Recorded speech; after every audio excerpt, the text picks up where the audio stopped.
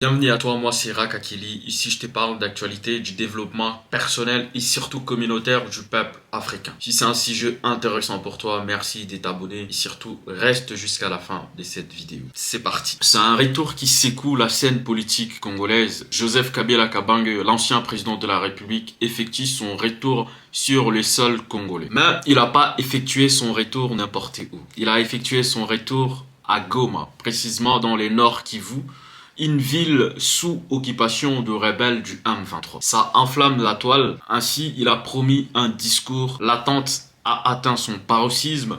Tout le monde se demande qu'est-ce qu'il est parti faire là-bas. Depuis, le Rimer enfle, la tension monte. La nation retient son souffle. Après 2 années de silence, Joseph Kabila est apparu ces derniers temps sur les réseaux sociaux, notamment sur son compte X, où il est décrit comme un compte parodique.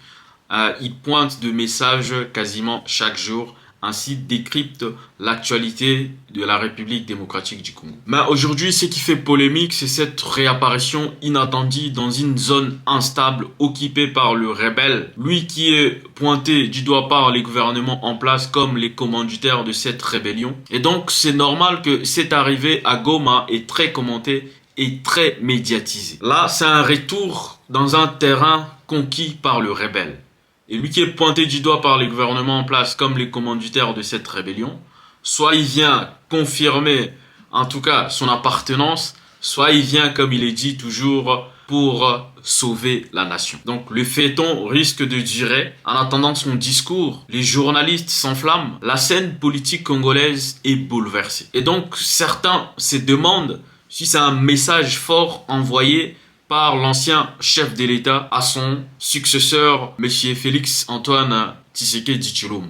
Sur les réseaux sociaux, c'est la tempête. Certaines voient une provocation, d'autres y voient un acte de courage. Jusqu'à présent, Joseph Kabila a une partie de la population congolaise qui soutient toujours ses 18 ans passés au pouvoir, ainsi la stabilité qu'il lui-même dit qu'il a pu ramener dans le pays et surtout sa transition démocratique avec son successeur, le président actuel, M. Félix Antoine Tshisekedi Tshilombo. Donc les spéculations sont nombreuses. Certaines personnes se demandent en tout cas si Kabila veut prendre la direction de la rébellion du M23. Ou même si Kabila va s'unir, va faire une alliance avec Cordé Nango, les coordonnateurs officiels du M23. Donc il y a pas mal de questions qui se posent. Pour l'instant, Joseph Kabila ne s'est pas encore exprimé et tout le monde attend son discours avec impatience. Et c'est dans ces discours où on saura exactement si Kabila il est là pour soutenir le M23 ou pour venir faire la médiation entre le rebelle et le pouvoir actuel. Parce que dans tout ça, c'est le peuple congolais qui continue de souffrir, c'est le peuple congolais qui continue de payer avec des morts, avec de la famine, avec des femmes violées et beaucoup de choses qui se passent à l'est de la République démocratique du Congo. C'est vraiment horrible. Et donc, une autre question qui se pose, c'est que veut vraiment l'ancien président? Parce que ça pose énormément de questions. Les faits qui puissent retourner dans une zone occupée par le rebelle du M23.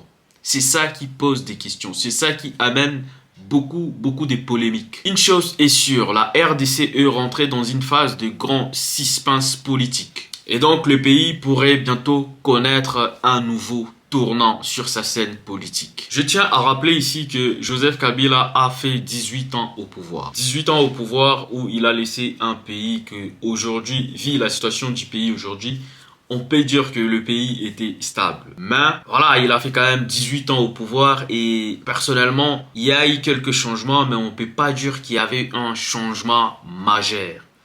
Et à mon humble avis, le retour de Kabila aujourd'hui, honnêtement, c'est flou. On ne sait pas. On ne sait pas ce qui se passe, on ne sait pas ce qui peut se passer.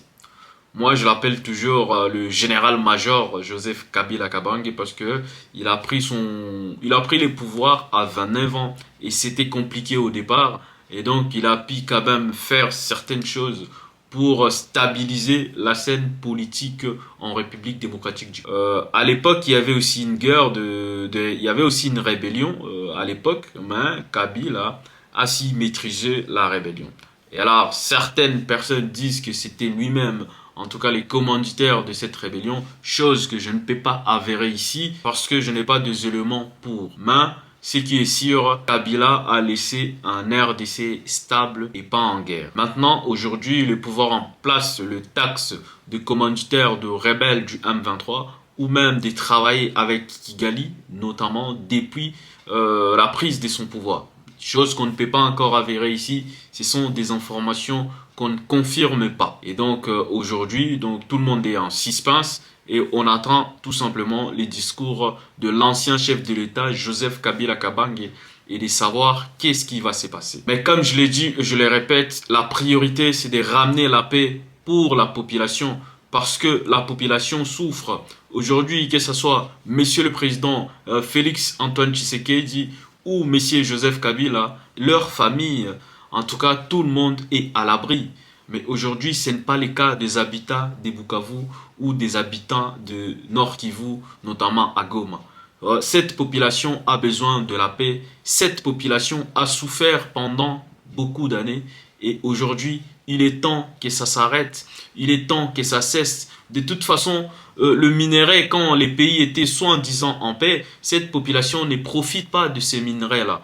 Et donc, au lieu de massacrer les gens toujours pour les intérêts, en tout cas pour les intérêts personnels et non communautaires, je pense que cette population mérite mieux, mérite un autre traitement. Cette population mérite la paix, mérite ces enfants, ces femmes violées, ces enfants qui ont perdu leurs parents.